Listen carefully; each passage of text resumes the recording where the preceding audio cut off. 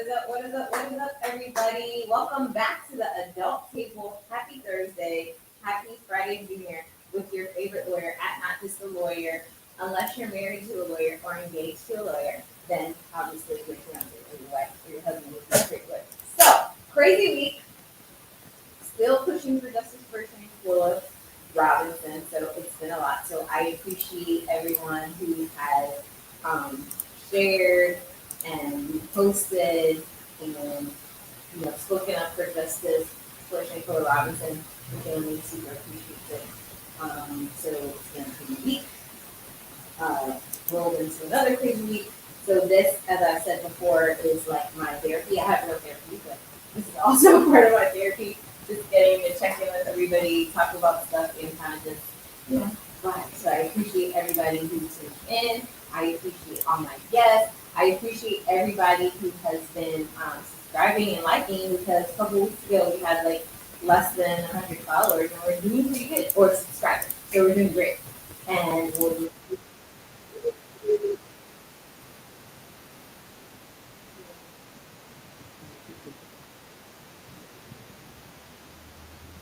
No, I'm sorry. It's so long. It's so long. I'm not just done anymore. That one's done. Yeah. But on Shanquella stuff, let me just say, Tamika Mallory, Until Freedom co-founder, said that for Shanquella's case, this is a quote, she said, "We want the white girl treatment for her case." And we're just working towards that. So today, April Ryan, award-winning journalist, Rita White House correspondent, got a question into the press secretary about Shanquella's case. Let me see if we can get in here. A letter to the White House about this case. This young woman was killed in Mexico in October of last year.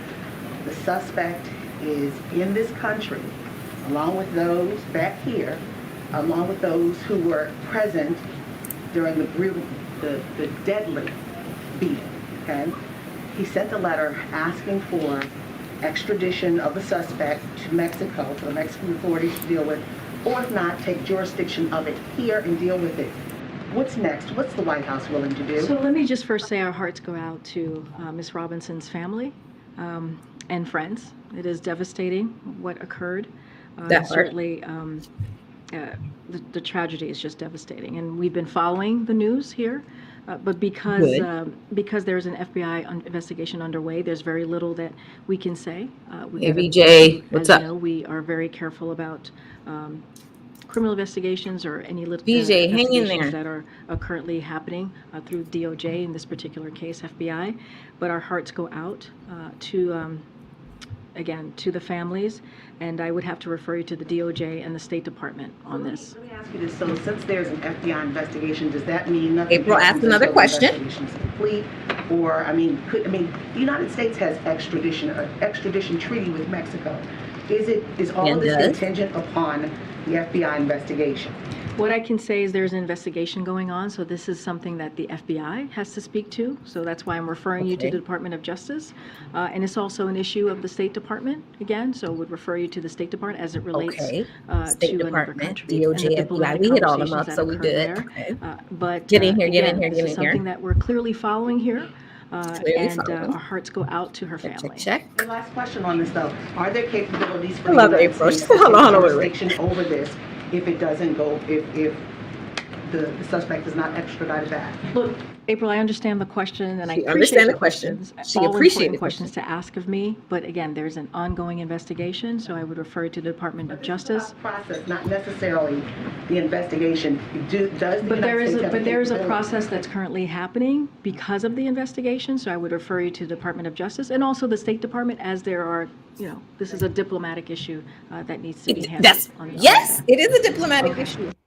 And she's okay. So let me just say this. This is a big thing. This is huge, that a question is being asked in the White House of the press secretary about Shanquella Robinson. This is literally the people's movement, because the case is now getting traction and they hear us. They hear us. So don't give up. Hang in there. Justice for Shanquella Robinson. This is a big deal. I'm so excited and happy and just want to give April Ryan all her flowers. Where's my picture with April Ryan? Can you pass me it? Because I love April Ryan. She's the realest. April Ryan is the White House press secretary, White House correspondent for GRIO. She's awesome. Amazing, award-winning journalist. She had to hang in there during 45's era and ask the Black people questions. That's why she's there. So respect given when respect is due. Have it in my office. That's how much that's you guys see it? Love her. Okay. So full circuit moment, having her ask the question, the Black White House press correspondent asking the Black press secretary about the Black woman who was murdered abroad. Everything. Okay. So we're working towards justice, a step in the right direction. Very happy about that today.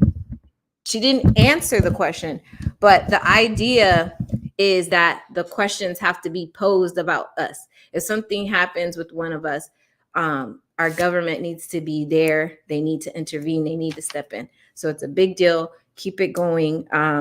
We've been pushing. Tamika's been pushing. Ben Crump, of course, always pushing. So the squad is on it. We're there. We're going to stay on it.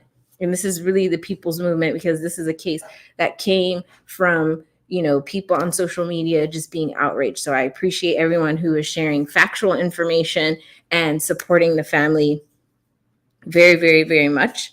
Thank you guys. So I was saying earlier, for our baby channel, we are up over 200 subscribers.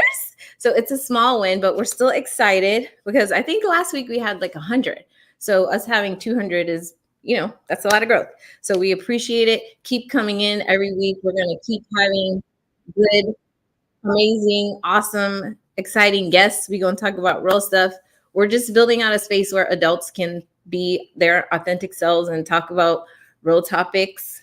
And that's it. So it's nothing too rah, but y'all like it. I love it. Okay. So, and as I was saying earlier, I use it as part of my therapy because the job that I have is crazy. It's the most important work of our time. I don't mind putting my shoulder to the plow every day, but sometimes it gets a little heavy. And so it's nice to be able to come in here to the adult table and talk to you all and feel the love. I appreciate you, VJ.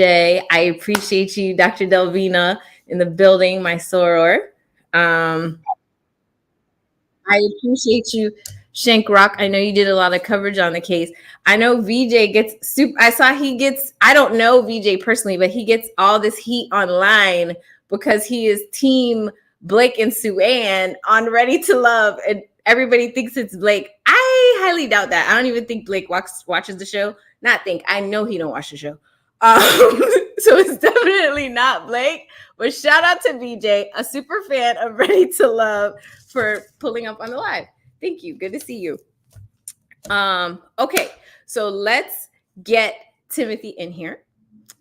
The man, the myth, the legend. What's going on, Sue-Ann? How you doing today? I am doing great. Every single time, every single week, I'm always going to write it down. Okay. Dad, scholar, professor, husband. Yeah. What have I left out? Director of racism at University. No, anti-racism. I don't direct racism. Oh my God. This is how excited I am. I'm talking over myself. Director of anti-racism, of course. There we go. It's always a pleasure to join you. Thanks for having me on tonight. And, just our resident expert on Black excellence. I do what I can. He gathers us. No, you don't have to be humble. He gathers us. He keeps us together. We get off track. If we have something that, I can't reach, Timothy certainly will reach it and go beyond. And for that, I appreciate you for being here. Likewise, it's always a pleasure, like I said. And I know you mentioned it already, but I just wanted to applaud you publicly. I know we've talked about this privately. Just the work that you're doing for the Robinson family is tremendous. I know this is work that you have signed up for, but it's still work that needs to be done. It's not easy to do. It's not glamorous. I know people see you on TV, but they don't see the behind the scenes and the toll that it takes. Right. And Yeah. so just wanted to commend you. You're doing great work. And today getting acknowledged in the White House is just another example of that. I thank you for acknowledging me publicly. Yes. I love Indeed. festive here. I love the adult table. Okay, even when we have to get into serious topics, it's still all Yes. love. Okay, so let's get right into it. We already know you're a Tupac fan. We don't have to talk about that. Yeah. I appreciate Big. So it's not like I hate Big. It's just like y'all made me choose. No, I know. I know. I'm Yes, just so. gonna give you pressure every single time just for it. Shout out to everyone who is on the live. Make sure you're liking, subscribing. What is the thing? Giving thumbs up. I'm new, so I'm working on all my terminology, but appreciate you guys. We appreciate it. Timothy is here. If you've watched like our past episodes, you know how critical to my survival at the adult table Timothy is. Timothy is like one of the main chairs at the table. If you want to break it down like that.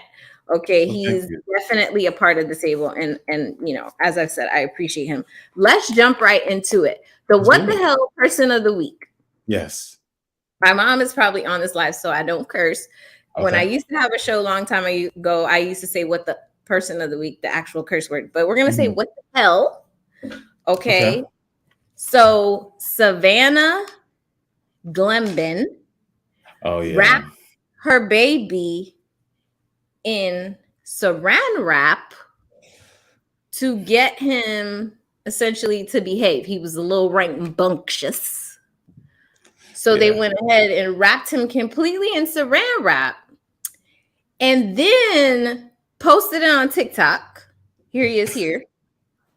Yeah. So terrible. Then in a crazy turn of events, but still appropriate, she's crying here because guess what happened? DCF came and took that baby. Until CPI evaluate our home was I posted a video of my husband inside playing. I can touch the sky.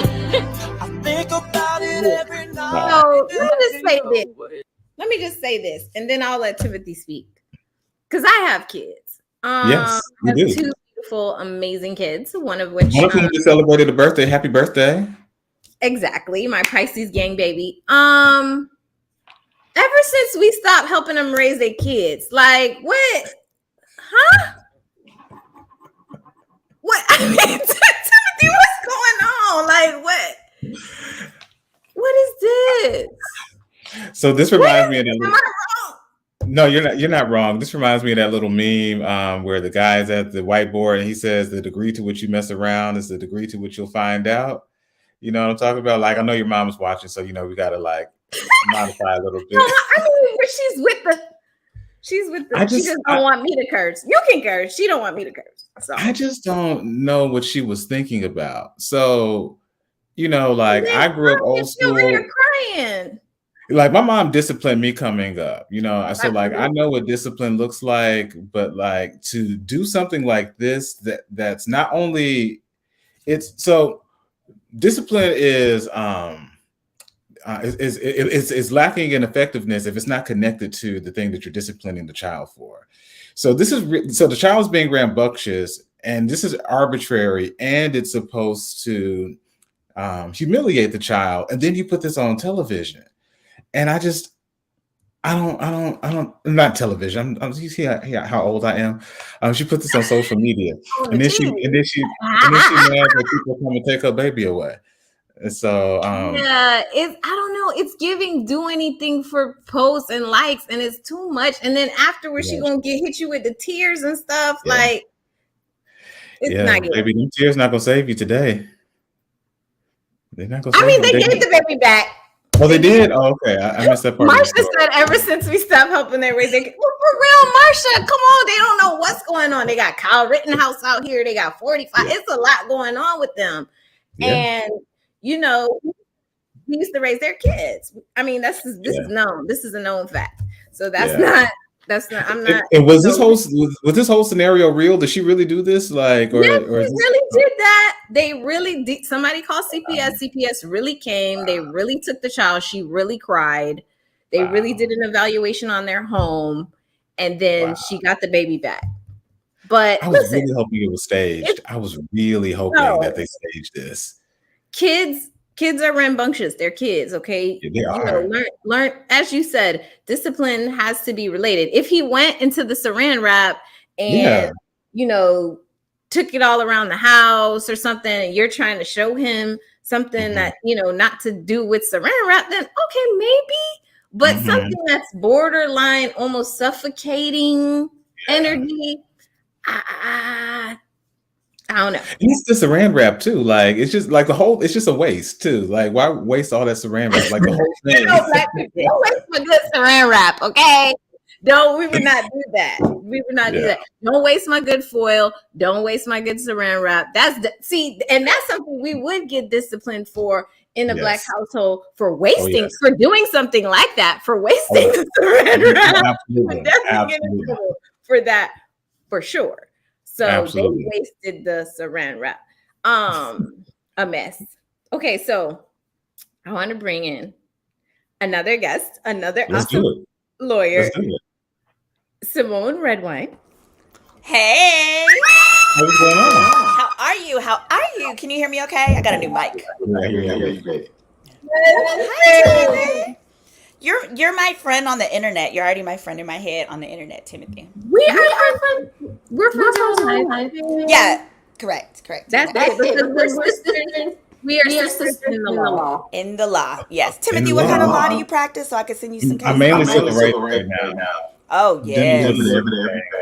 To Gotcha. Where are you based? I'm in Philadelphia. My work is in Philadelphia. I'm Okay.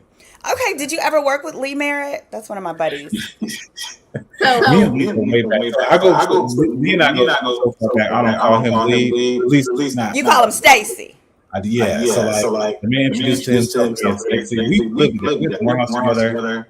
So I've known him more than our kids call each other uncle. Oh, that's wonderful. Yeah, Lee is he always questioned my dating choices pre my fiance. One day he just looked at me dead in my face and he said, "Simone, do you think you make good dating choices?" I said, "Absolutely not. That's why I just try to focus on my birth control. Every day I take my pill. Because I don't want to get trapped by none of these trappers out here." The trappers. It's a new generation. It's a new day. We grew up where they were telling young men, watch out. These girls are trying to trap you. Now the boys are trying to trap us. They are, because we are the Black women are the most educated demographic. They out here trying to get you ladies. Be careful. Yeah. Close your legs, take your pill. Spoken about that. We did talk about this last week. Oh, I missed it. Yeah. You sure did. It's on YouTube. Okay, I'm gonna check it out for sure. Episode 2, I believe. So let's get into this because we have 3 of us here. We have the rest of them on. So John Morant, I had an argument with him. He wanted John Morant to be the person of the week. Like, I don't get it. Not this week. Grizzly. He's an all-star guard. But he continuously does very rich. He has a multi-million contract. But he continues to do ideas that would characterize as, I don't know, good activity. Like he got caught in the club with a gun the night. Yes, absolutely. Wait, let's see. I may need to add some hair. I don't know if I have headphones, but they're saying the echo. Oh, you have. Yeah, so they're saying there's an echo. Yeah, I just sent you a message about that. It's from all of us. Let me mute mine. I'll mute mine while you're talking. Okay. So Jay Morant, he plays for the Grizzlies. He's an all-star player, has a multi-million-dollar NBA contract. Yet and still, he does a bunch of hood stuff, and then he gets suspended. I'm gonna date myself right now. I had Grant Hills. I used to wear Grant Hills and the Grant Hill jersey when I was in high school. So that's my generation. Allen Iverson, we used to call him by his whole name before he was AI. So it's not something I haven't seen before in terms of, NBA, he's going back to his roots, or he's still in the street. Yeah. Listen, let me say this. The reason why I'm not okay with the behavior, but I have represented people with the same behavior.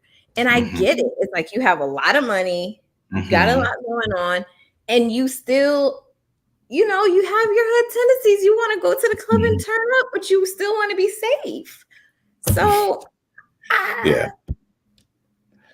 The whole situation is unfortunate. Leave the streets alone now that he's rich and he has something to lose. Do you think he should leave the streets alone? Absolutely. There's less than 400 people in the NBA, and I think it's less than 10,000 who've ever been in the NBA. He has a rare opportunity right now to create generational wealth for himself and his family, playing a sport that he loves, that he's developed an elite skill with over the span of more than a decade. And with that, at some point, you have to make a decision that some of this reckless, irresponsible behavior has to stop. And he sat down with Jalen Rose and talked about he understands what he has to lose. Somebody told him, "You about to lose tens of millions of dollars. You about to lose some endorsements," because had his suspension lasted longer, he potentially would have been ineligible to make the All-NBA, one of the All-NBA teams. And if that was the case, he misses out on a bonus. And for this year, that bonus is $30 million. And so just, him being reckless and irresponsible is a type of thing that could jeopardize not only his earning potential, but the stigma is going to follow him too. And it's a type of thing that can derail his career, in part because he's a young Black man in America. We just have less margin for error. And so I want him to do better. And so, like, there have been some people who've talked about how there are people in much more powerful positions who've made more reckless decisions, who have not been paraded around on an apology tour. And I get that. But at the same token, we still have to take accountability for our actions. And Ja has a lot of people to accountability. Yeah. So I just hope he gets it together. Simone. Is she there, or is she on a break? She come back? She just stepped away to get some headphones. I think she was. Yeah, I'm gonna go get my headphones. I'll be right back. Okay. I don't want to echo you guys. My feeling on it, I agree with you, Timothy. There has to be accountability. He definitely has to chill with the street life. I don't think if you're in the limelight, you necessarily have to change who you are. But I definitely feel like if who you are is something negative and something that's going to affect you in a negative way, then you need to leave that alone for sure. Like, he doesn't need street credibility because he's not in the streets. He is on the basketball court. So I don't know. And two, like, at least in a generation we came up in, people who ran the streets, if you had an opportunity to get out, they were actually encouraging you to do that. They wouldn't try to draw you back in and say, be with us, but they say, no, like, you need to leave us alone. You have an opportunity we don't have. At least, like, when I was coming up, those are the types of stories I would hear. And so just the fact that he even has people around him who would encourage some of this behavior as well, rather than saying, Ja, you've got a unique opportunity, you need to run with that, and we'll see you when you get back, type of thing, is I agree. I am with you. I want to talk about Tems. So I want to bring the Queen of Africa onto the stream. One of our other guests. Yes. Here we go. Here she is. See? I'm over here representing. Don't play. Okay. Represent. Don't play with her. Don't play with her. Don't play with her. She is ITL fan. She blogs a lot of reality shows. She's an amazing Black woman, and I'm here for it. So while we're waiting for Simone, let's talk about Tems for a second. So Tems went to the Oscars, which is very exciting. I hope I get to the Oscars one day. I'm going to the Oscars one day. You're going to the Oscars one day. Let's go on and say that. Right?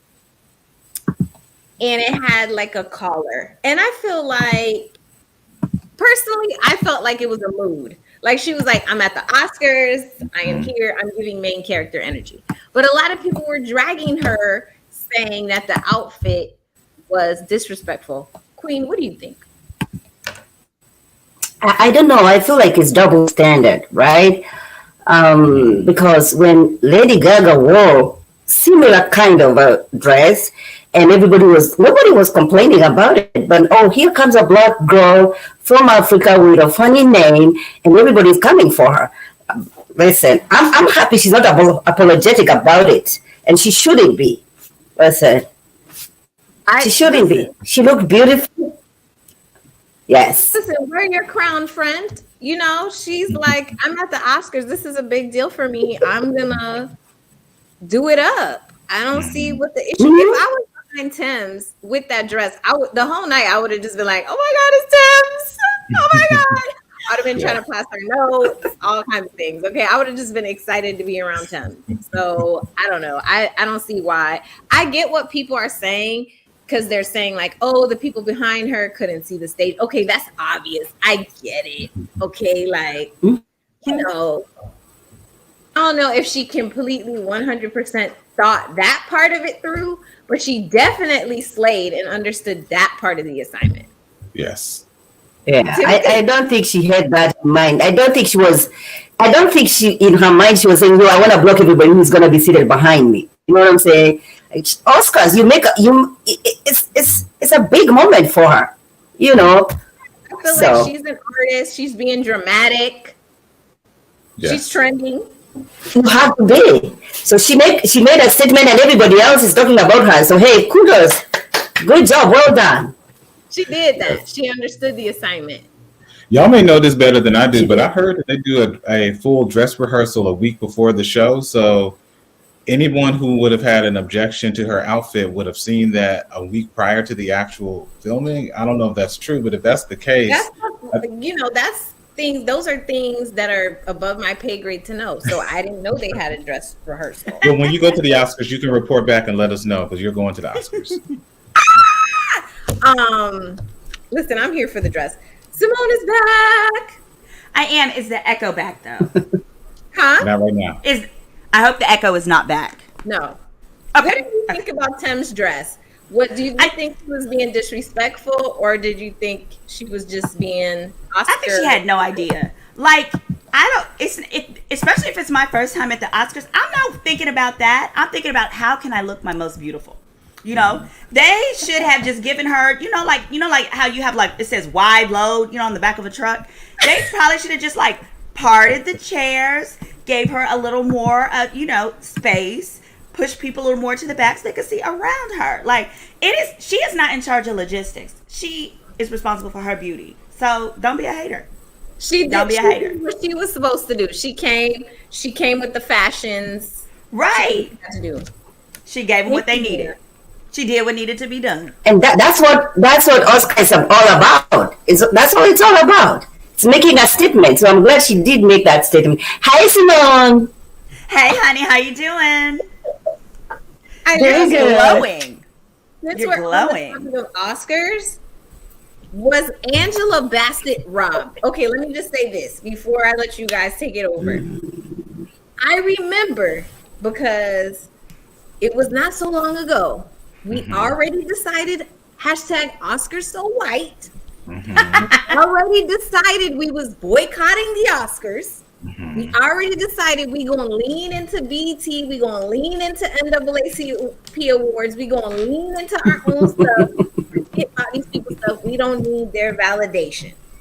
I remember that vividly because it reminded me of the Montgomery bus boycott. I was like, oh, we're unified. Okay, Jada's leading. Let's go. And then, it was like the NFL. Like we just forgot. We just fell off of it and then went back into it. And then Angela's who is my soror, who is more than deserving of any award.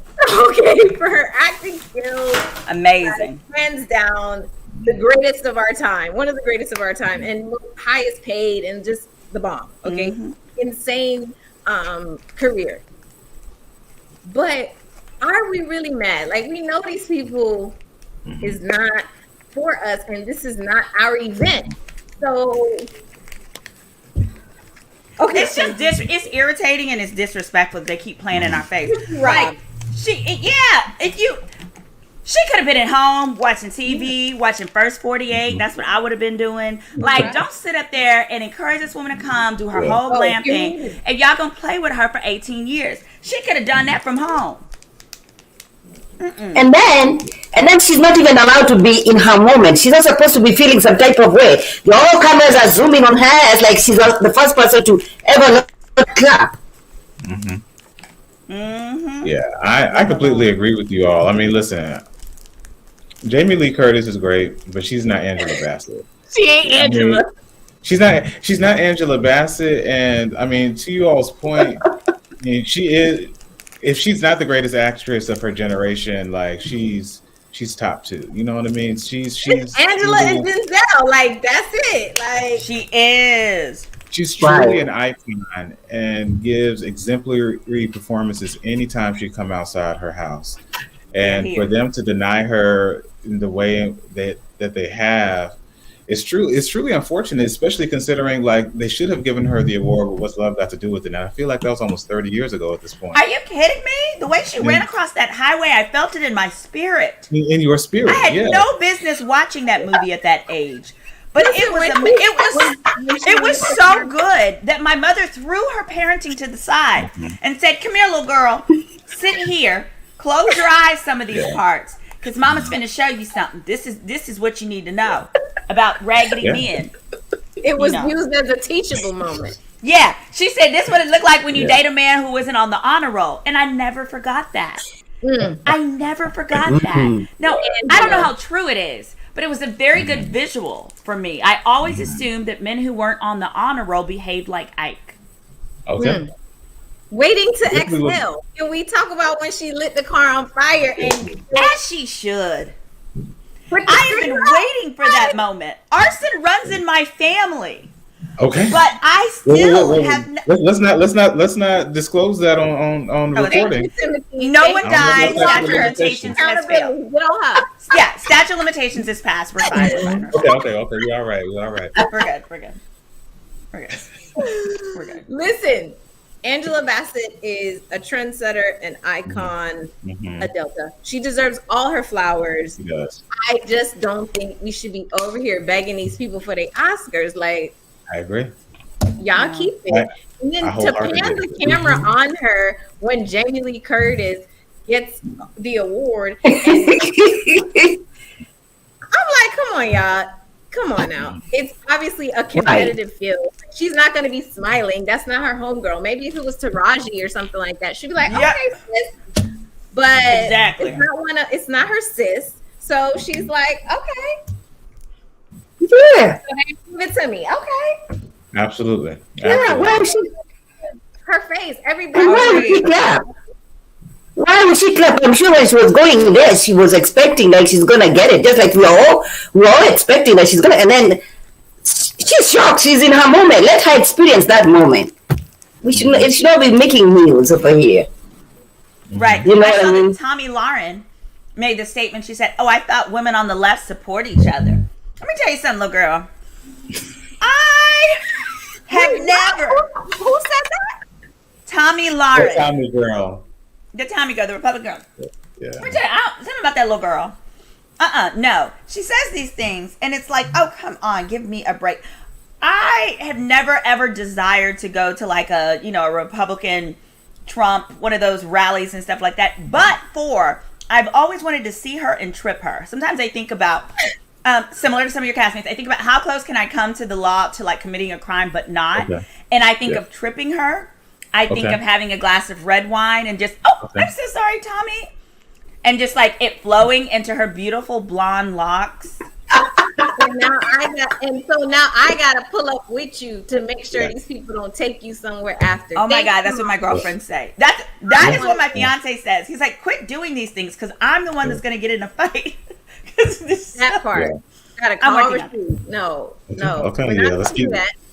Yes. We are gonna pull Candace Owen aside at some point. I don't know when. We're gonna have to pull her aside. Yeah. I'm not gonna. But if you know, you know. Yeah. It's a lot. People talk about my God. hair. First of all, the hair. No. but we're not gonna do that today. Well, first of all, Sue-Ann, I can't let you do that. I can't let you do that. You cannot mention your hair and Candace Owens' hair in the same sentence. I can't let you do that. You can't let that slide. Even Timothy knows. There's nothing wrong with your hair, but Candace Owens' hair shows that she's not around Black people. That's a whole nother conversation. So we can't put those together like that. I can't stand that girl, but and she doesn't deserve them either. yeah, 100%. She was already fired in my mind a long time ago. Like, not, you know, I cannot. But definitely having the date at the border wall was a lot for me. That like made it so real. I was like, oh, you really committed to this. Okay. Yeah. Okay. Go ahead. Exit stage left. So let's talk about another outfit. Okay. So everybody is talking about Ciara. That's how you say it. Ciara, yeah. Oh, Jesus, take the wheel. Because she went to Vanity Fair party and she had on a sheer outfit. And then somehow they not only talked about her, they start saying her husband, she disrespecting her husband, she's not a Christian woman. They said all of that. How could she pray but also wear this? You know, she's not a good mother, she's terrible. This is the worst thing they've ever seen in their lives. Oh my God. We hate Ciara. Here was my comment, and then I'm gonna let you guys have it. Wasn't y'all just asking for her prayer? Like, just asking. Just saying, oh my God, look at her track record for success.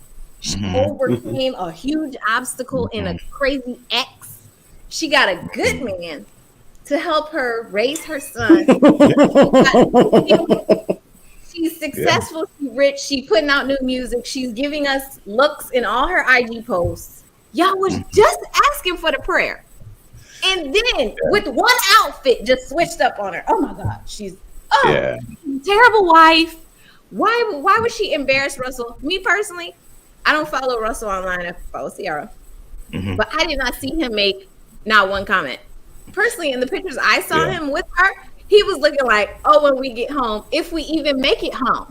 That was the face. He was looking like a Cheshire cat, like, oh, I won the lottery. Literally. Okay, he knows. He's happy there. He likes it there. And I don't blame him. She made a song called My Goodies. This is not, you know what I'm saying? This is not something outrageous. This is like somebody getting upset about Lizzo twerking, playing the flute. Does it all the time. What's new? Yeah. But most importantly, I'm gonna need people to stop policing Black women's bodies, their outfits. Like, just stop policing us. Leave us alone. Like, we're right at the intersection of race and gender. We have enough oppression. We do not need all this extra policing internally. Like, if Tommy Lauren wanted to be like, oh, how dare she? Whatever, which she couldn't, because it was white people at the party too, and they had on their that was the theme of the party. But if Tommy Lauren or Kim Kardashian, who definitely shouldn't say anything, but if she wanted to say something, I'll be like, okay, she's on the other side. Okay. And then we could be like, don't talk about us. Don't talk about us. But when it's internal, I'd be like, come on, y'all. Really? Y'all, now you're doubting her Christianity and her ability to be a whole wife based on an outfit. Okay, I'm done. Maud. Yeah. Well, Swan, I love you, but I'm a little bit conservative when it comes to this, all right? Okay. Because I just watched her and the husband go to jail. They have like a podcast or whatever they were going through. Can everybody hear me? Yes. You can hear me? Okay. Yes. And they're praying and they're preaching and they're doing all those things. Then you come over here and you have left nothing to imagination. And so I'm conflicted. I am not here to judge her career. I'm not here to judge anything. But yo, baby girl, like nothing. Your ass is wide open. Your teeth are twitching. Huh? I said Adam and Eve were naked. No, I see. I'm here for both sides. So don't feel like you're gonna upset me if you say No, I know. I'm just saying, no, it was. I am extremely, yes, I'm conflicted. It's not a cup, it's not my cup of tea. Like, she has a beautiful body. She would have worn something else that still have represented a mother, a Christian woman that she is. That's what I'm saying. Okay. I don't know what Christian women wear. I'm gonna tell you right now. I don't know. Because she's not like a first lady. You know what I'm saying? Of a church. Like, No. definitely first lady of a church. No. But hip hop artists going to a party, because this was the actual Oscars. This was the Vanity Fair party where the theme of the party was, it's an after party, not the actual Oscars, where the theme of the party was like sheer or whatever. Booty butt naked. But I like that comment. I like that comment of Sahara. Can you put that comment of Sahara? Because I agree with that one. It's a difference. There's a different kind of an environment for it. There's no. She didn't wear it to the Oscars. She absolutely wore it to a Vanity Fair after party for the Oscars. That's an important distinction. In some color band, that's like their hip hop party. Okay. I mean, I thought it was ugly. I thought it was very ugly. She's a pretty person. The dress was ugly. So that's what I was concerned about. And when I realized it was an after party, I'm like, let's be honest. Them people up in that after party snorting cocaine off each other's butt cracks, okay? This is not the place where the best singer in the choir, goes to showcase their talent, okay? This is where it goes down. So with that context, I said, if there's one place to be butt naked, it'll be amongst these people. Okay. So. Mocha said mine is a part of it. You can be Christian and still be sexy. I'm a sexy Christian when I get all dressed up. Yeah, the Lord wants me to have sex with my not right now though. Gina said she would be half naked all the time. Listen, that would be my dilemma. I'll be like, Lord, I know I need to keep it in, but these gym games, I mean, like, I need to let the people know I'm in the gym. Timothy, as a husband. Okay. Oh boy, here we go. Okay. Here we go. I'm listening. I'm listening. Okay. How do you feel about it? So I will begin by saying, just as a man, I think it's important just to be careful in conversations like this, because too often we can be paternalistic and patriarchal in an overhanded way in terms of telling women what they should and should not wear, things like that. As it relates to that, though, I did find the dress to be unbecoming, just in a general sense, that I feel as though there are better ways that Ciara can show her fashion sense and the dynamics of her personality, and even correspond with the theme of the party. And with that said, like, I personally didn't care for it. I mean, obviously, like you said, Russell was fine with it. He was gushing the entire time. Every picture that I've seen of her, he's like just a few feet away, like you said, wondering if they're going to actually make it home. But he's gonna trap me somewhere. But yeah, but on its face, though, particularly, the Bible does offer many admonishments about the way that we present ourselves. And just talking about, so Sahara said in the comments, the body is the temple, but it also even talks about presenting ourselves in a way that is honoring of our faith. I mean, I don't want to get into like chapter and text and things like that. And so, again, I'm not here to necessarily tell her what to wear. She's grown. She has to make that decision herself. Mm-hmm. But I personally didn't care for it. You know, I don't tell my wife what she can and can't wear. I'm not one of those types of people, or whatever. So I'm not saying that Russell, because there's a lot of people who are saying that Russell failed somewhere that he let his wife leave the house in that way. And I don't think that's the proper way to frame the argument. I think the better way to put it is things like, what does this say about you? Particularly because the thing is, people make judgments about you based on how you present to the world. And so, right or wrong, true or false, we do. And so, like, when we go into court, we have to wear court attire. If we go on a date, sometimes we might change our clothes. If we're not leaving the house, we might wear something completely different, because we understand in a fundamental way that people are making perceptions about us. And particularly as it relates to this particular outfit. Show some of the white people that were at the party with the crazy outfits. That's all I'm saying. Everybody's saying it was not appropriate, but it was appropriate for the event she was at. She was wearing, she was going with the theme. But I feel you. I feel you. But I have seen pictures of some other women who made Sierra look modest. I will say that. In terms of what they had on. I've seen pictures because I didn't realize what the theme of the party was, but I saw a few white women wearing like things. I was like, oh, so like it was one of them type of parties. So I agree. Okay. Well, y'all still can ask for Ciara prayer. So leave Ciara alone. That's just something I just feel like that's above most of us. Like what all she has to put together to go to an event like that is like, okay, if she made a bad decision about her outfit, I feel like it should be limited to talking about the outfit, not like saying, oh my God, she's not a Christian and she's a bad wife and Russell is all that extra stuff. I'm not with all that. Like if you want to say the outfit's ugly, Simone was like, the outfit's ugly. Okay, cool. You don't. That's fine, but I feel like turning it into a thing about her actual character is way too much when y'all was just admiring her decision-making skills just a week ago. That was all I was saying. I was impressed.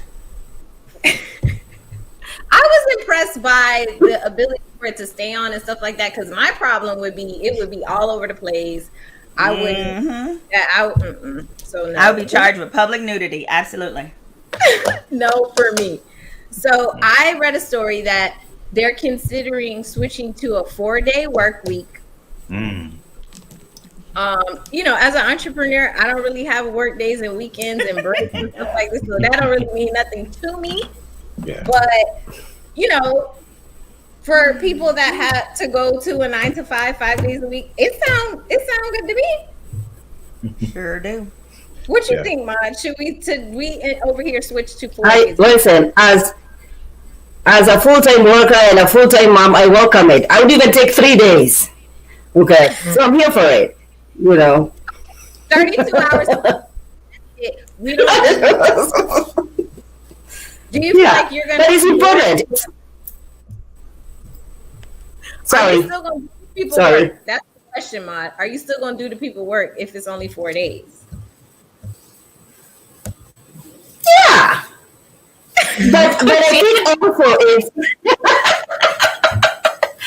but it's important because you become very see, I grew up in Kenya. Fridays we work like Monday to Friday, but a Friday is like a half day. Like you take it easy and you don't clock anywhere. You're not clocking the time, and so you're not gonna you're not being paid per hour. No. When I come here, it's exhausting. Like, oh my gosh, you know what I mean? And so if I am here for the 4 days because you're mentally exhausted already. Oh my God, it took me like a year to get used to this system. So the 4-day work, you feel like is closer to what's more tolerable? Yes, it's good for our mental health. It's good for everything. It's too much. Jesus. America is just ghetto. Do it. We welcome it. Ghetto. Timothy. I'm all for it. It's because at least the companies that have tried it have demonstrated that it's successful. And there was even a pool of 3,000 workers that were studied in a study that was done, I believe, at Boston College. And the workers were more efficient. They reported better mental health. There we go. 15% of them said there's no amount of money that would convince them to go back to a 5-day work week too. And so I'm of the mind that like, again, Sue Ann, you're exactly right. You're different. You're an entrepreneur, and you have an intense schedule. So that requires you to work long hours, sometimes on the weekends. So you don't have a 9 to 5. Does work a 9 to 5? I think it's worth considering allowing them to do 4 days, giving them more control of their week, and then I think their mentality shifts too. You know that you only have 4 days to accomplish the same expected amount of work, and so you have less margin for error. You move around a little better. So I'm for it. I hope more people do it. Simone, are you going to let your staff at the Red Wine Law Firm only work 4 days a week? And I'm just saying only. Somebody got to come in on Friday it's not going to be me. Okay? It's not going to be me. So we don't have to stagger some things.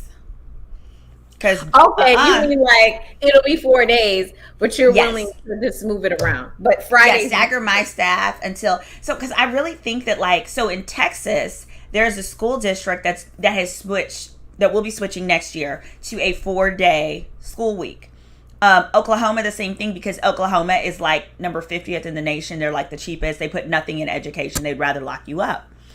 So they are going down to that. So I think that with the way that our cities and municipalities are so poorly managed fiscally, I think that it could very likely be led by the government entities. I also think that we probably need like governmental entities and stuff if they move first, right? Because our business is tied to the courts. If the courts are open, we have to be available to handle things. So if the government could take a lead in our communities, I think that would really help for it to become a thing for everybody. Okay. Listen, I'm with it. I think that 4-day work week, I would be okay with it. My thing has always been like with my staff and, being that my law partner is the hardest working attorney, of our time, probably the hardest working person. It just pushes you. Like we go to a press conference, Ben is like, we not stopping working until we get justice for Shanquilla. We like, yeah. He really did say y'all weren't sleeping until y'all get justice. He really did say that. That's what he said at the press conference. So it's like, okay, cool. So people calling me, how you doing? I'm a little tired, but I'm over here getting it popping. We get in the White House, we doing what needs to be done. I'm trying to figure out TikToks and this and whatever we got to do to get the stuff out. Like no sleep. That's what it is. But I don't think that's healthy. We've had firm retreats on that issue. And part of the reason why I do this, which thank you for everybody who is on the stream, everybody who's asking questions, my castmates, the guests. Part of the reason why I'm doing this is honestly as part of my therapy to kind of like de-stress out of that constant work zone and, still, just catch a vibe. Relax. Because easily without something like this on a Thursday night, I would literally be right over here, right over here. In the same chair till whatever time. It's gorgeous. Please tell me you're not in your home office, please. No, I'm at the office. Okay. Well, and I actually think that's kind of better because it gives you separation between your home and your office. I don't have a home office anymore. The home office thing was a disaster because I never ever stopped working. It was like making dinner, whatever. So I definitely, I think that was 2 years ago. I don't take the laptop home unless I have a specific reason. And I don't have a home office anymore. So I can completely be dialed in with the kids when I'm home. I mean, I do bring my kids to the office a lot.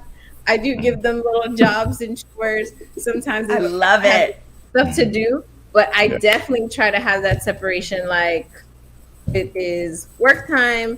I'm going to work at work. I try my best not to even do work in my room, like in my bedroom. Definitely don't have the laptop in there. I don't have my books. I don't take the cell phone in there. So it's that gets a little dicey. Oh, that's wonderful. Talk about that another time. I get in trouble all the time for not You know what? Let's bring Anthony. Anthony's here. Since me and Anthony have dated, let's bring Anthony in. Oh yeah. Oh, look at Anthony's home office. Ooh. Oh my God, he's a. I knew he had money. I knew Anthony had money, y'all. What? You're on mute, Anthony. The man, the myth, Yeah, another legend. What's going on, Anthony? Not much. How you Dr. doing? Anthony's building. Yeah. What's up, Simone? Hey. How you doing? Good. Mama, You writing any good prescriptions today? I got a list. I got it for you. No, it's cool. I'm going to Mexico tomorrow to go get me some. Ozempic. I'll be in Bahamas tomorrow. I'm happy that you're wonderful. here. I'm sorry, you say what? You're happy That's I'm all I here? get. Okay, that's okay. That's okay. We can. I think I'm on punishment this week because this week on the show was the men took us on Ready to Love. We had to go meet the friends. Okay. So I feel like I'm on punishment. I went on a date with Anthony, Mercedes, and Anthony's friend. Okay. That friend was good looking, by the way. Is he single? It's a lot of stuff that's My not shown. friend? However, on the date, I was like, I asked his friend, I was like, okay, so, you know, Anthony has not articulated to me that I'm in the top, that I'm one of his people, that we're dating. Okay, we go on dates because you have to go on dates for the show. But I haven't actually heard Anthony say this to me, and I've asked him directly just so I know what's going on. This is me. I'm a very direct person, so I need to know, like, if you're feeling me, if we're feeling each other, we have a vibe. That could be a friend vibe. That could be, I think you're very cool vibe. My first inclination is never you are into me vibe. My first inclination is to find out, like, what is the vibes. So then Anthony, you know, and obviously we're watching the show in real time because even though we were in the kitchen, we don't know what the chefs made. So then afterwards, you know, in real time, Anthony was like, oh, Suanne is holding on. She knows that I like her and all this stuff. I mean, listen. Anthony, did I ask you if you like me prior to the conversation with your friend? You have. And then what did you say? All the ladies here are great, right? I did say that. So this is my thing. Let me defend myself. Okay. You're on the hot seat right now. For one, I'm an action person. I can tell you anything in the world. That doesn't mean it's actually what it is. My actions between like pursuing you, calling you, texting you, checking up on you, that's me showing you I like you. I'm giving you my time. So that's how I express myself. That's more than me saying verbally, Suanne, I like you. Anybody can say anything to you. But a man that shows you actions, is more intentional than a man that only speaks. Yes. I am with you. And I think that we had obviously a miscommunication in that regard because let me say this. Were you not calling, texting, and checking on all of the female castmates or other female castmates? Other ones, yes. Other ones, yes, I was. Okay, so that's what I'm saying. Like, but the ones that I liked, not everyone. Okay, Anthony. All right. You rest your case. I wasn't presenting a case, to be honest. Like, for what I said is absolutely true. Like, I'm a direct person. When I was saying, they didn't show me actually when I said the words because they make me look like I'm crazy. So I'm like, I need a man that's, which is a weird thing. But what I was saying was who's direct, so I know like what the vibes are. If I'm confused, I'm not sure, then I don't, and you know, that's it. But Anthony knows. Anthony knows. And we were just talking about how we had a super fun date that wasn't shown.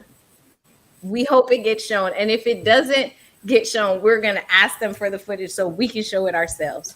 Exactly. Okay. Swan got pushed head first down a water slide, so she wants the whole world to see it. Okay. That wasn't the one I was referring to, but No, okay. April said the beard is bearding. Okay. Anthony, you should share your IG with April. She said your beard is bearding. We'll put it in the comments. We'll put it in the comments. I mean, you can drop some that. The Harrison was swimming. He's swimming his way out of this is one line. You know what? It's crazy because Sahara is the only one who thinks I have one liners. I think she like blinks or something and she misses all my scenes and actually, that I say more than one thing. I don't know.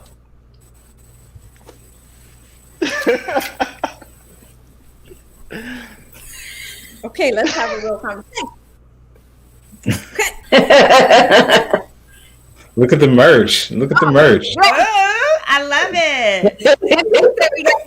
Timothy said we have to dress for the occasion. Let's dress for the occasion. Let's dress for the occasion. No, Oh my God. I feel like me and Anthony had super normal interactions most of the time. This week is going to get a little interesting, which we've already discussed. We have. Again, we were in the kitchen, but we have no idea what the chefs made. Just based on the preview, I was like, oh, okay, that's a lot going on. Anthony's going in on me, and I'm trying to hold it together. But you know what, Anthony? Facts. Oh, it's all love, Anthony. It's all love. Facts. Definitely. I mean, me and Suwan were in the kitchen the majority of the time. So we had our bonding experiences cooking together.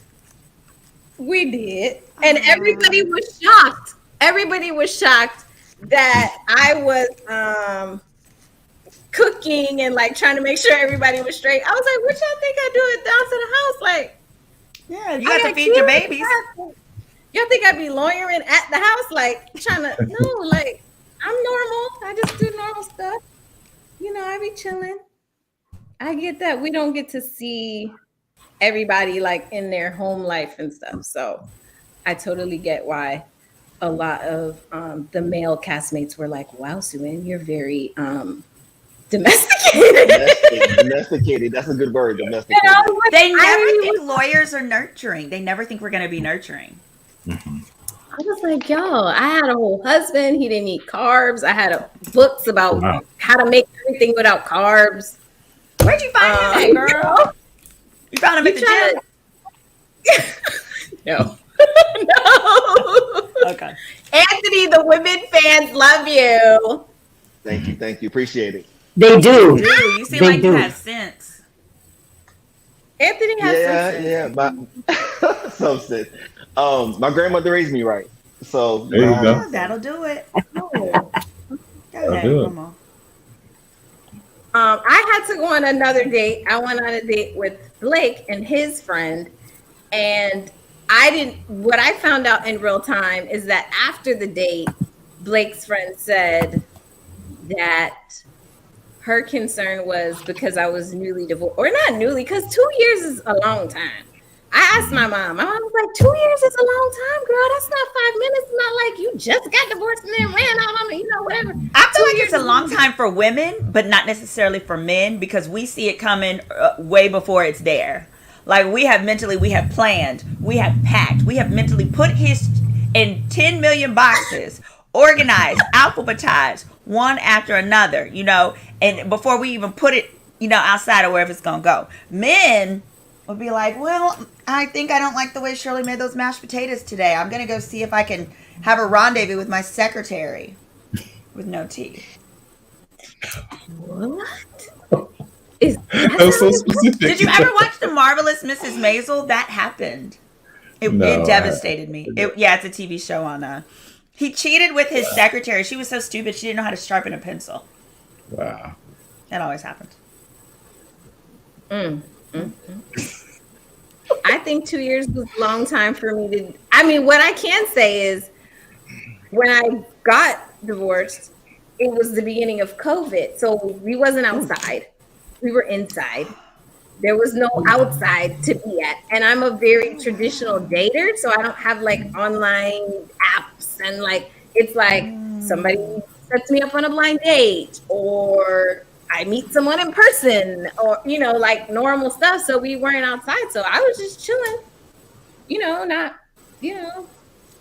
but When I heard the 2 years, I was more thinking maybe you had checked out prior to the 2 years so that you had that time served. You know what I mean? No, So I then- definitely had the time served because the party started well before that. Like in terms of the process of being divorced, took a long time, for sure. Got it. But like when I got my papers, because as a woman, I felt like it was important to actually have my walking papers, like my freedom papers, before I was like, let me go outside.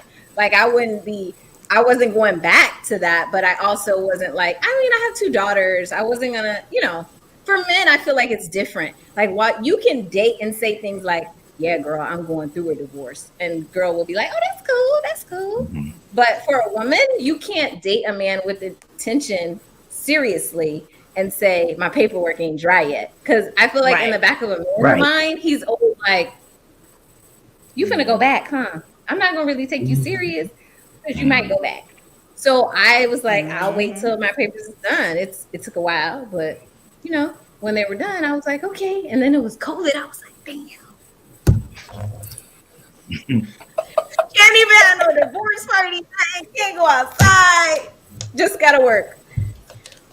Which, is what I did. I worked and I grilled. So I was, Wait, did you say grilled? Like, yes, barbecue. I became a barbecue connoisseur. That's what she said. I'm so envious. I keep trying to get Rashid to get a grill every time we go to Home Depot, but he rejects all of my. He's like, "No, that's not gonna work. That's not gonna work." No, just get a small one. Just get a small basic one at first. Start out with some charcoal. Since you said arson is in your family, like you'll enjoy the whole that part. And then just start with chicken wings, nothing crazy. Allegedly, arson runs in her family. Statute of limitations has passed. Oh, and my little cousin, Rel, he gets out in August. Yes. What did you say? 2 years is what? How did you feel about I don't know. Blake's- You might get to make my wedding. Well, listen, Anthony and Blake both bought female friends to meet us. And Anthony and Blake were my top connections. So I feel like there's a lot of our interactions that you guys don't see. So it wasn't surprising to me that Anthony brought his female friend, or surprised to me that Blake brought a female friend. Like it wasn't like, oh my God, or it was more like, okay, how did I feel about the friend? Do you know how it was a female? I felt fine. I feel like there's a lot of questions and interaction on the date that you guys don't see. We talked a lot about blending families, like how would it be to blend families? Like I was asking questions because obviously Blake has 3 kids and 3 mothers of his children. How does that work in terms of, if he's in a serious relationship, how would I fit in? Like, what's the relationship like? Like we had a lot of conversation about that stuff. And on Anthony's date, we had a conversation about, because Anthony wants more kids. We talked a lot about my requirements, I don't want to say requirements, but what it would take for me to be comfortable to have another kid at my big age and like with my crazy ass career. And Anthony, what did you think? You tell them what they were. Since we didn't get to. I have to get her body back the way I found it, and I have to get her a nanny. Is that too much? What do you think, Maude? No. Are those tall orders? That's not too much to ask. I mean, Okay. you're giving him a gift. So that's not too much to ask. Right. I'm like, listen, if I didn't complain at all. Then, if I have to get a mommy makeover, please pay for it. Don't give me no drama. And I need somebody to live in the house to, you know what I mean? Mm-hmm. I feel like, what about, Simone, what are your requirements? Okay, my requirements as far as what I want before I'll have a baby by you, right? What the heck is this? Yeah. Sorry, can you hear me? Yeah. Yeah. Yes. Okay, so financially stable. Okay. No child support arrears. I will search it, as we all know. I dealt with one of those before. What was the second one? What was the second one? No child support arrears. You have to be current on your child support, okay? Because if you don't take care of your kids, you're not going to be able to take care of me. We can't be, and I like to go out. I like to do fancy things. We can't be out here bottle popping and little Tommy has to go without. You know, he's over here on, WIC. That's food stamps. He's on food stamps milk and food stamps cheese while I'm over here drinking, Ace of Spades. That's cruel. We don't do those things. So I definitely want financial stability. I agree. You have to be a great person. If you already have kids, I need you to have a healthy relationship with them. I don't want to hear, she keeps me from my kids. She's this, she's that, she's the third. No, we're going to take some responsibility because first of all, you picked her. You didn't have no protection. You over here playing with this woman. So generally, I just need there to be peace in what he already has going so that we can just add to it. Especially because now at my, like you said, big age, now I'm more open to a guy having kids because I would like to have more than one. I know that if I have just one child, she is going to be a hellion. She's going to be like a little heathen and needs a sibling. You're going to have twins. I would love that. He would love that. Oh, he definitely tries to do that. We'll see. Yep. You're going to have twins. She said he definitely tries. Nona D said, after Simone's research, Sushi's statement, Jeffrey's ready to lie really rings true. Let me just say this. This is what I'm going to say about the thing. The elephant in the room, right? What I said and my statement aged appropriately. That is true. Somebody said, and what kind of dad would you be if you don't pay your child support, baby? Let me tell you, I have seen some excuses. Oh, look, can I just say one more thing on that?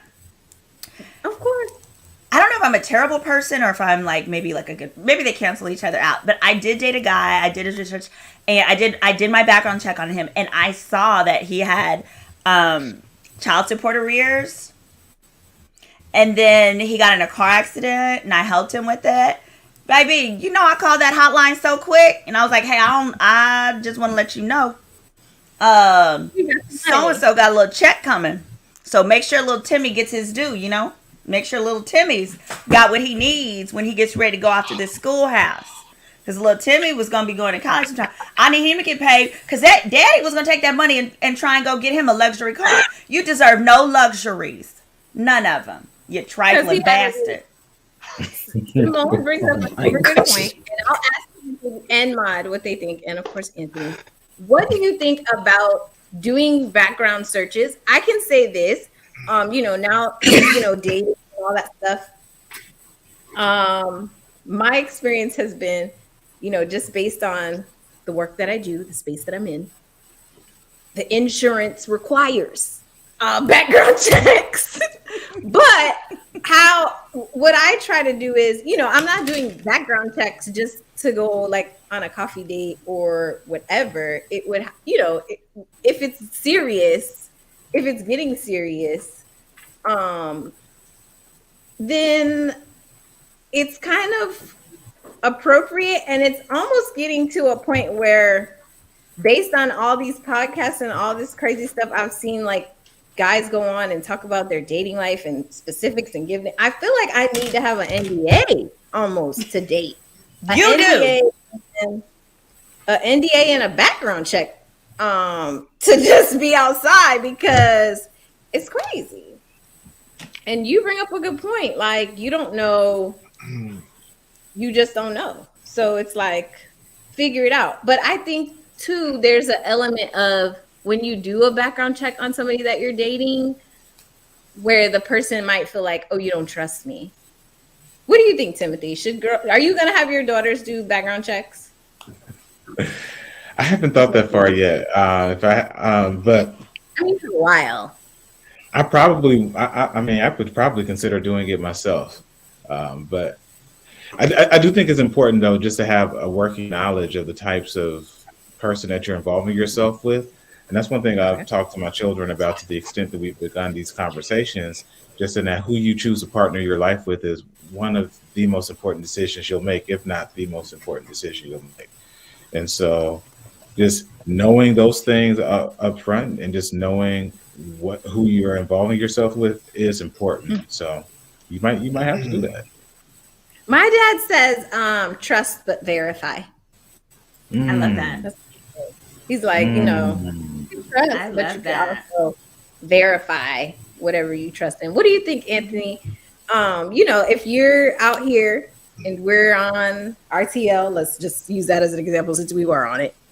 And I was like, Anthony, I'm gonna do an asset search and a background check. Absolutely. Like you're blatantly telling me that you're going to do that on me? I mean, what I'm gonna tell you, Yeah. or actually, me personally, I probably would ask you. I would probably be like, "How do you feel about this?" Because I feel like we're taking it to a more serious level. And listen, they gonna do it anyway. In terms of, you know, my law part, like they're going to do it. Like as Simone said, you know, just in our field, it's very small. There, you know, we have our, I don't know, like our people that look out for us. That'd be like, oh, you know. So I'd be like, hey, so, you know, we're getting serious. You remember when I said this is the first time I've been over a boy's house on a first date? Like I wouldn't go to a man's house that I just met and didn't know. Like I wouldn't do that in real life. Obviously on the show was a lot of people there, so it was okay. But how would you feel about that if I was like, I'm gonna run a background check? To be honest with you, I probably wouldn't mind, to be honest with you. I mean, I do my due diligence. I'll Google, you know, I'll look at social media. Yeah, I don't mean like a PI, like a high level thing. I just mean like, you know, to have the basics. I think definitely when you're at a certain place in your life, you need to be careful about who you let in your life. You know what I mean? A lot of people will deceive you. They will lie. They'll keep things from you. They'll lie by omission. So I feel like, you know, in order to protect yourself, you should be able to do that. And the person should respect it. What do you think, Ma? Do you think background check and then what is the right point at which to say, like, is it before sex? Is it after sex? Is it after when you think you like them? Like, when is a good time? Well, I'm glad, you know, I've been married for like a long time. So we never did those background checks at all. Now I have a daughter. I feel like once she started getting, like, even when she just mentions to me about a boyfriend, like in college, because I don't expect her to start dating until she gets to her college, then I can get serious and start doing, you know, background check. But I don't know, I feel bad for you guys. I really sympathize with you guys. Anybody who's dating around this time, it's really, it's a struggle. It's like a job. So, you know, prayers for you. Because everybody is fake. Everybody is fake. You know, fake marriages, fake everything, fake all that stuff. So, you know, we need a Simone with a background check and everything. Yeah. So, yeah, let's do that. I feel like back in the days as a community, dating was, I don't want to say easier, but like you could check in kind of with the person's family in a way. Like you could kind of see like the family, or you could ask about the family, and then you're kind of like, oh, okay, I'm familiar with that family, or I know like whatever. Or, you know, you can kind of, you had to make your assumptions based on the context. I'm big on context. Right. You make your assumptions based on the context of the person's life, like, you know, what they're doing, what's their track record for success, like, you know, and what their family life is actually like on a daily basis. Like, are they interacting with their mom? Or do they interact with their dad? Do they, if they have kids, do they interact with them? Like that type of stuff is the kind of context, you know, I would traditionally use. But to Maud's point, I feel like it's a new day. It's like people can post anything. So you have to kind of, or put or say, so then you got to trust but verify. I was going to say. And then we have men over here. Oh. No, go ahead, Mom. Sorry. No, I was gonna say like, and then you have men over here who are so into physical appearance. You know what I'm saying? And then you guys over there in Miami, fake boobs, fake teeth, fake hair, fake boobs, fake ass, like fake everything. Yeah. So you don't need to come to Buffalo. We are real over here. You know what I'm saying? So I feel bad. I really feel bad. Are they? Somebody in the comments said that you also do blood tests and STD checks. When? I guess. Okay, let me ask Anthony. When would you feel comfortable in a dating sequence with a girl being like, "Okay, let's go do STD tests and let me run your asset search and your background"? I'm comfortable by date 3, to be honest with you. Date 3? Because if we make it to date 3, that means we've seen each other throughout maybe a couple of weeks or so. So we've already been having that conversation. To me, I feel like if you make it past date 2, that's a good thing. So what I'm saying, I want to see you a little bit more. I mean, we're progressing because it's hard to make it past date 2, to be honest with you. So once we get to date 3, we need to be having that conversation. Mm-hmm. Date 3? Day 3. Come on, Anthony. That's a little bit too much. Day 3. Hold on. I think he's assuming that he either has hit it or he's about to hit it. No. I'm not even saying that. You could make me wait 90 days, but by day 3. But you could make me wait 90 days, but by day 3, we need to be having that conversation. You know what I mean? Like, so when we, because at the end of the day, so this is like the 3rd time I done seen you. What's up? No, it's like, do you want to be in a situation where y'all going with the flow and it just happens, or do you want to be prepared? Mm-hmm. Yeah, you know what I mean. You want to be prepared. I can tell you about Anthony. Anthony gonna be prepared. All right. He's gonna be like lingerie. Hey, rose petals, candles, music, playlist. I love it. No, but I like there was a conversation of like, when do you do it, right? And so I have always, for me, the whole background check thing, it was instilled by my mom. When I turned 16, my parents' rule, my parents are married, their rule is, well, it was really my mom's rule because she really governed that stuff, but it was, you're allowed to go on dates, you can have as many boyfriends as you want, as long as you have them one at a time. And that she wanted me to date, healthy. She didn't want me to get one boyfriend and have that one boyfriend all through college. Through high school. But so the rule was that when they came over to take me out, she would look at their driver's license. She would write their driver's license, all the information into this little black book next to the phone, our house phone. We had a house phone, in the living room. Mm-hmm. And then the next time I was going out with that person, she didn't have to write it down again, but she'd be like, "Oh, Mom, I'm going out with James Smith," whoever it is. She was like, "Okay."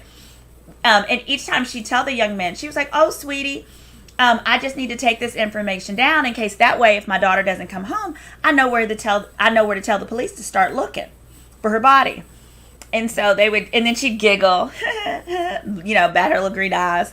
And all the guys were pretty much okay, except there was one boy that I was dating who, how you go through like a little thug phase. Well, it wasn't a phase, it was just him. It's a little gangbanger. And he was on probation. And he didn't really like that too much. So he didn't want to relinquish his driver's license. So we never went anywhere. He was only allowed to come over to the house and we'd sit in the living room. But fast forward, what I realized too with the dating is, so what I would do with my girlfriends, because in law school I learned how to run the checks and I did it for fun. And I remember the first day I was teaching myself how to use the software, I put my name in first because, you start with yourself. And I look and it says such and such red wine, my granddaddy. And it says he had just posted bail of $2,500. I called my dad. I said, "Daddy, did you give granddaddy? You gave granddaddy $2,500 because it was something that I wanted that was expensive that he said we didn't have no money for. So I'm trying to figure out why you didn't have money for what I needed, but you got money to give this 85-year-old $2,500 to make bail. He's too old for still be doing this foolishness." He was like, "No, I didn't give that man no money." I said, "Well, it says here he is on probation for making terroristic threats." He said, "Oh hell, what that nigga do now?" And so he said, "Oh, my sister must have gave him that money." Sure enough. It was my grandfather. He was on probation. He had told the neighbor that he was going to shoot him if he let his dog poop in the yard again. This was right after September 11th. Exactly. So it came from them. But I really think, going back to the dating, what I've done is I asked them first, like, hey, is there anything I need to know about? And give them a chance to be honest. And then I just, as my mom says, keep honest people honest. And I look and confirm. Because I've seen things. My thing is, I can't stand people who lie about stuff that you don't need to lie about. I had a guy who kept lying that he owned the home and that his mom, he was taking care of his mom. No, it's your mother's. It wasn't even his mother's house. It was his brother's house. His brother was in prison. He was a mediocre drug dealer and got caught. And the house was in his brother's name, in his mom's name, but he kept claiming it. You don't need to lie about that, So I think that a safe way to do it, and also if you are a mom, you have a responsibility to your kids to keep them safe, to know what you're getting into, both by doing the criminal check, but also debts, how they pay their debts. It is not fair to your children that you start dating this guy. I dated a guy, I found out he had a foreclosure and an eviction on his record. We couldn't get nothing. We couldn't get anything together. Kojo, please, because I want to ask the Kojo, the little black book. Oh my God. Because he's outside. As far as I know. Welcome. Kojo, the last time I spoke to this, thank you for joining us. It's an honor and a privilege. The last time I spoke to Kojo, he said that he was on a break from outside for Lent in terms of dating. But if he was dating, when do you think it would be appropriate for you to, for the woman to ask you to do, let's say she's going to do a background check, and take STD tests? Anthony said date number 3 because Anthony fast, but that's cool. Hey, panelists as well. I appreciate I it. am very Good to see you as well, Sue, and Simone and Anthony and Mod. Hey. What's good?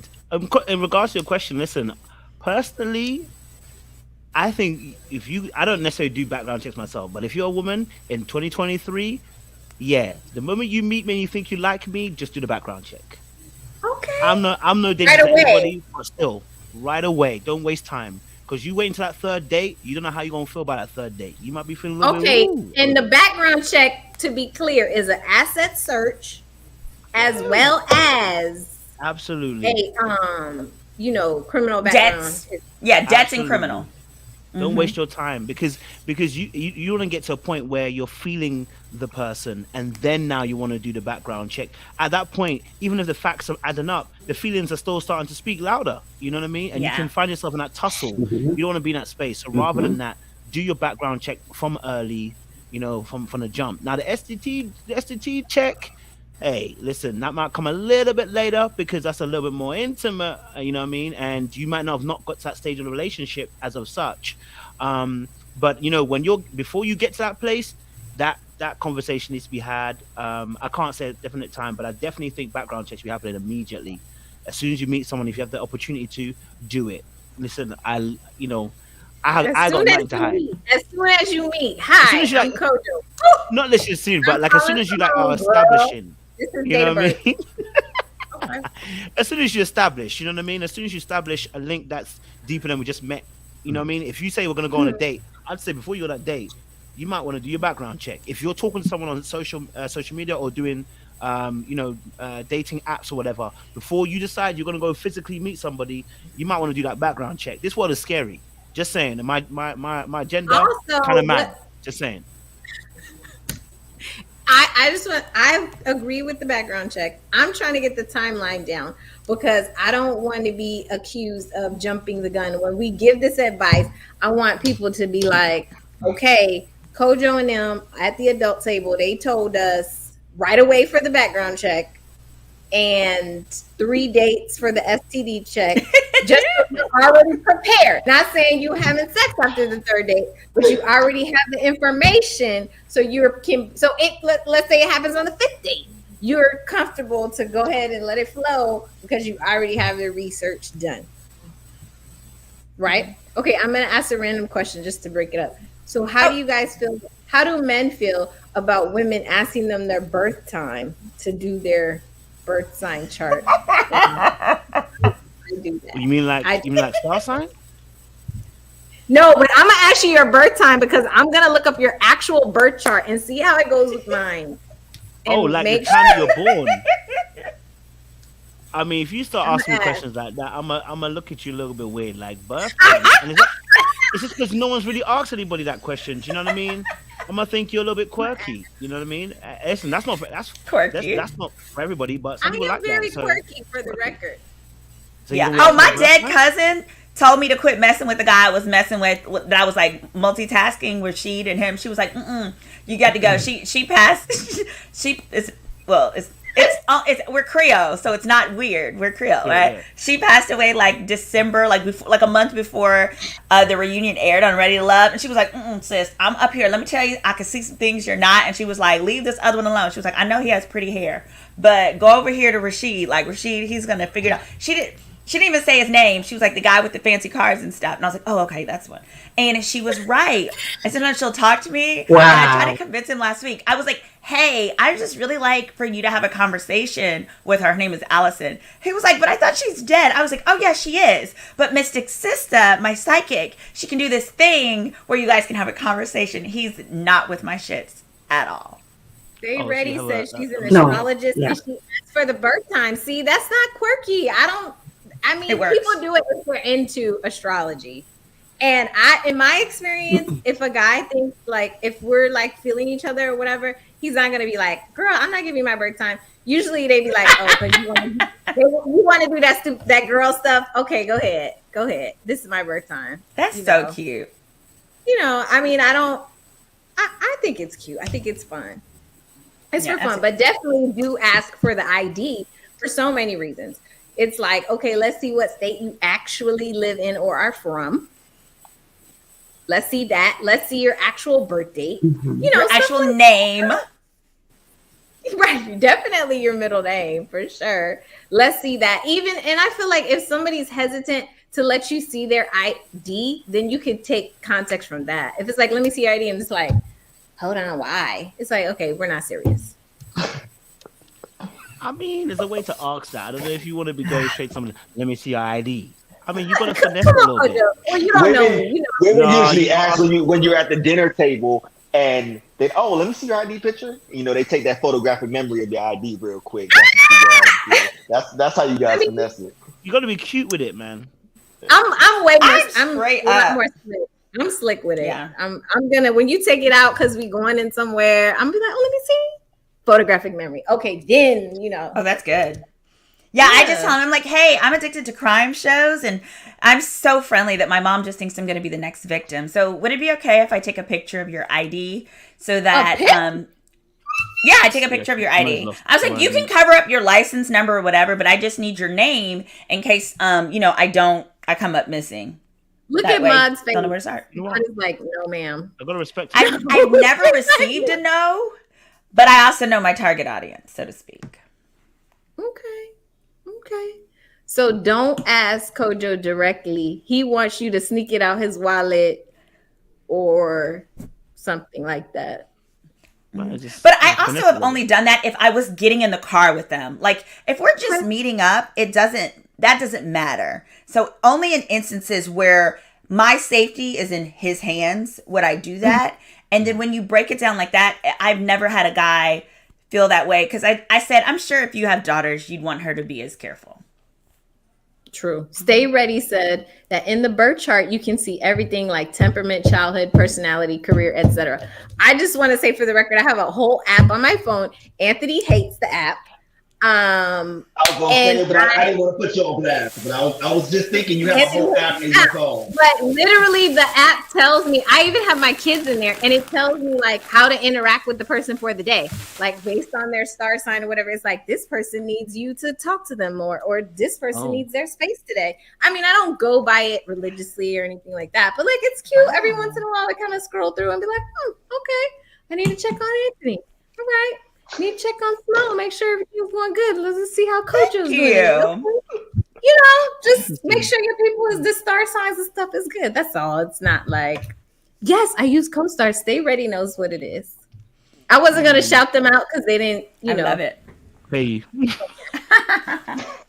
Kojo, get into it because when you come back outside, okay, whenever you get off hiatus, Trust me, them DMs. Who you hiding from, Kojo? Asking about the birth time. Co-star is the app Sahara. Yes, but you need their actual birth time. Don't let them trick you. I don't know my Make birth them time. talk- So how would you get it? It's on your birth certificate. Listen, Of course if it- a of man course it is. cannot get his birth Oh. certificate from me, we're not dating. You Yeah, I need know to be that. able to Okay. ask your mom if you don't have it. I know it's a lot of grown men, and I think it's cute actually, which may be bad, but I don't know. Who don't have their birth certificate, so they got to usually call their mom and be like, "What time was I born?" And that, to me, that's a whole cute conversation you could witness. Oh, so cute! Oh, your birth time, I remember that. I feel like In get America, contact- it's actually the long. You have to go with the long form. I had the short one, and it didn't have it on there. I asked my mom. I was like, "What time?" She was like, "I don't know. Ask your daddy." I was passed out, and my dad knows nothing. Okay, he remembers. He was the parent that, like, if you needed your paper signed for school, your report card signed, he'd be like, "Ask your mama."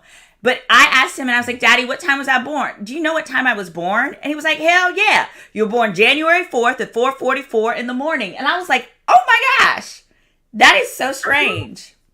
Honestly, that's well, listen, Simone, when you have your twins, you gonna remember the time. Listen, because they come in your face with all these papers and you gotta write down.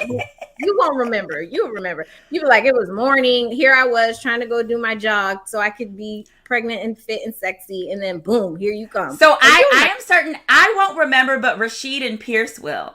Pierce, as my bonus baby, he remembers everything. I forget everything, including when Rashid's out of town, I have to take him to school in the morning. He wakes me up for school. He's like, "Good morning, Dose. It's time to take me to school." He's 9. And I was like, I done hit the bonus baby jackpot. All right, let's do this thing. Skylar born. 8:07 p.m. See? Wow. You men. Y'all are impressive. Listen, and it's very traumatic for them. Like, I had a rule both times. I was like, no men, unless it's a doctor, past my waist. I just had it in my head, like, I don't want you to see the stuff in that condition. Like, let's keep it I up like here. that. So in that condition. Yeah, once the baby was out, they take it out and then they put it up here, and then it was like, okay, cool. But when I see the men, I'm like, how can you see? I just, in my mind, because I don't know what it looks like, obviously. I would be weird. I would be like, and then you got that 6-week, 8-week little period. You can't, so, So that's another one of my rule, Anthony, just so if you want to write it down or whatever.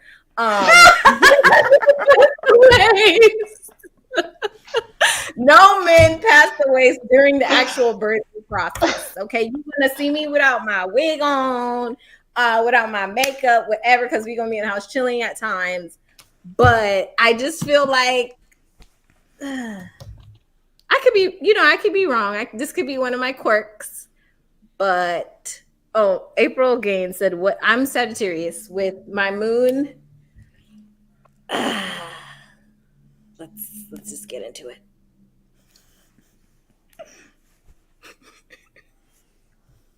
I'm just very Sagittarius, like 100%. Oh, you are? Me too. That's my rising thingy. Yes, that's why we get along, because Sag get along with other Sag. My rising sign is Libra, of course, because I'm a lawyer. And then my moon is in Taurus. That means calm or no? What's wrong with Taurus that? is stubborn. We're helping you, Kojo. This is to help you when you get out on the street, so you know what to talk to these ladies about. Okay. Why aren't you in the streets right now, Kojo? What are you waiting for? The rapture is coming. It's coming. Kojo is on break because he is healing, right? Oh, did some bee break your heart? I have a passport. No. I'll come get her. No, not at all. Just here's just mine. take some time out. You know what I mean? All right. Take some time out. The game is the game. Chloe's here. There's always What an happened arranged to the marriage. game? What happened to the game? What did he say? The game is what? The game is the game. I don't want it to be a game. You don't want it to be a game, but y'all out here choosing rising moon and lion sun and It's for choosing them based fun. on these eschatologies. Listen, stay ready. Said Taurus moon is exalted. Period. Thank you. Lord have It's a mercy. very good placement. Thank you. That's what everybody email says me. about their own. We need to go. We need to converge. Anthony, did you write the stuff down about the tourists? What time were you born, Anthony? It was like what 5:46 p.m. I believe. 5:46 p.m. Okay. Afternoon, baby. Okay. That was Anthony, in we were Miami, kind of. Florida. Oh, go ahead. I'm sorry. Miami, Florida. Miami, Florida. Yeah, definitely. Okay.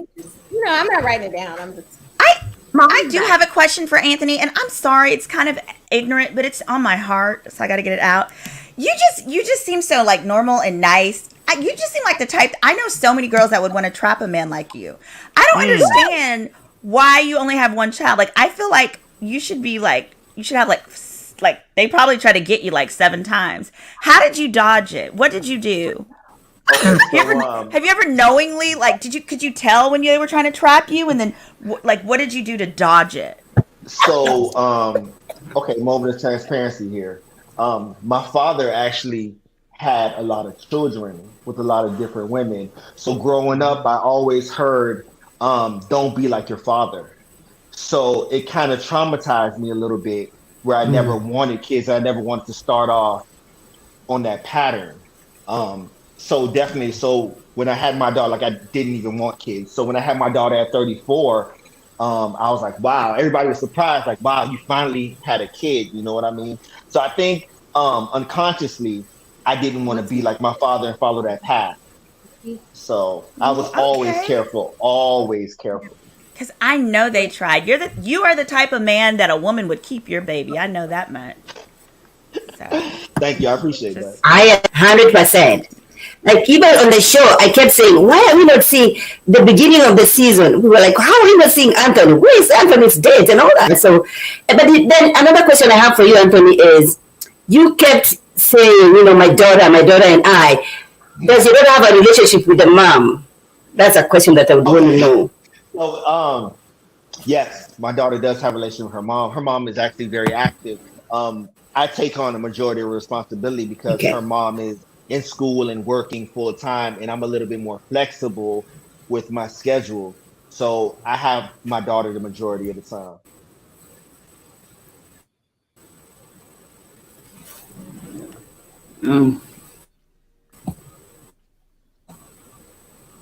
Sorry, you guys. I have like a super hard out for Laura Coates because I'm still pursuing justice for Shanquella Robinson at 11 p.m. at night because we don't sleep. But Come on. I am so excited to have had Maud on, the Queen. I came upon Maud because Anthony told me, he said that we're not allowed to read comments, and we're not supposed to read the comments. And the other cast from Miami said, do not read comments, don't read comments, whatever. So sometimes I will scroll them. Okay. I won't sit there and get too in depth because for obvious reasons, because people are crazy. But I saw Maud was saying, oh, like, I'm trying to defend you and like whatever. I was like, who is this lady and why is she defending me? And then I was like, okay, cool. Because we were in the kitchen. We don't know what the chefs made in terms of the show. We don't know. We know what we brought to the kitchen, right? So then it's like, you don't know how it's being perceived or what it's being perceived. And that's kind of where everyone comes in. Why the moderators are so important and the bloggers and the super fans and all that stuff. Because you don't know how it's being perceived. That's the whole point. So it was interesting. It's always interesting when I do have time to kind of peruse it. It's very interesting because we were there in real life and we know what happened. What do you think about that, Simone? Like when you were on, did you have an experience where you were like, because I feel like I obviously watched your season, but I don't know. To me, I know how I perceived you. But did you feel like you were being perceived generally by fans how you were putting out, I guess? No, but in the end, I understood why. It made sense, and I got the why. So, like, I would say the first episode was very much me. Like, my friends who knew me, they saw my first episode, me asking the guys about if they have a passport, me asking guy who, first country I ever went to was Dominican Republic. I asked him if it was to see prostitutes. Like, that is a very actual type of conversation I would have with a stranger. But some of the subsequent things, no. And for me, that made it not fun, right? Because I was like, well, if I'm going to be on a show like this, it is, for certain reasons to share certain things. But what gave me peace about it is like when people would walk away with a certain impression, I had to just stop and say, that's the character that the edited person they saw. It's not me. And I had to say, when they would be like, I didn't really like this, that, or that, I said, you know what? I didn't either. Because the truth of the matter is I would feel the same way they did if I saw my particular behavior outside of context or, without the context that's needed. So I can't be mad at them, and I can't sit around and defend myself or say, well, no, here's what you didn't see, because that's not what this is for. It's entertainment. It's fun. And ultimately what I signed up for, I later realized, didn't know it at the time, was letting them craft a narrative based on the themes that they thought were most important to cover. Mm-hmm. Well, I super appreciate you guys coming on. I appreciate everybody who came in the chat. Please like, share, subscribe. I am only running off. I would stay here all night because I love all the guests that we had. We had to go because he's a married man and time's a ticking. But I appreciate Kojo so much. I wish we would have more time. But the good news is next week we're going to be back, same time, same place. I'm only running off, like I said, because I have to jump on with Laura Coates on CNN. So if you guys feel like seeing that, that's what we'll be doing, asking for justice for Shanquilla. I appreciate all the fans of the show and people who watch the show who go under like the little news things and are like, isn't that Sue Edward? Oh, yes. Let me tell you, my office is like, what is this? And what did I was like, it was summertime. It was in the summer. It's a long story. Whatever. But everybody has been super supportive in terms of, because like I was saying in the beginning, we are very bogged down with work. It is a nonstop thing. It's 24/7. Like, it's the most important work of our time. So to the extent that I was like, hey, I would like to have fun and do something kind of fun, try something different, they were supportive of me. Did we know that it was going to be all crazy or whatever? I mean, yeah, I represented people on both sides of reality TV, so I get it. So I don't necessarily take any of it personal. But the reason why I made the forum, made the adult table, created this space is so we could interact and so we could talk about cases and work. And like I said, part of my therapy is this, just getting to vibe and kind of talk about different things and, having the space and time. So I appreciate it so much. And I appreciate everyone who's subscribed. I appreciate definitely Maud, okay? Because she streamed from her own platform. She brought her people. I appreciate you. Tell people where they can find you. I'm only rushing because normally we have the adult table prayer and then we talk about Black love, but now we got to do it next week because I have to run off. But tell people where they can find you. I know they know already because you're the queen, but still. Uh-oh. Did she freeze? She did. Okay, Simone. Yeah, you can find me on Ages and Stages each week, as well as Girl, Is That Legal? All right, Maud, your turn.